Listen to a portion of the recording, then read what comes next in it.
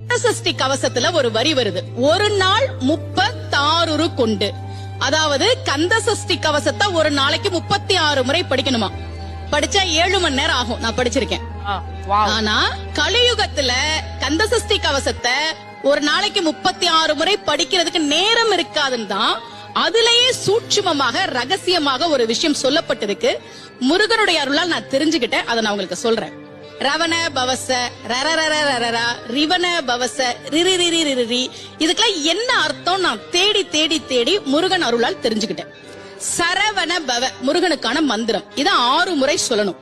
இப்ப சாவ தூக்கி பின்னாடி போட்டீங்கன்னா ரவண பவச, அத 6 முறை சொல்லணும். இப்ப ராவ தூக்கி பின்னாடி போட்டா வனப வசர, வாவ தூக்கி பின்னாடி போட்டா நபவ சரவ, இப்ப நாவ தூக்கி பின்னாடி போட்டா பவ சரவண, பாவ தூக்கி பின்னாடி போட்டா வசர வனப.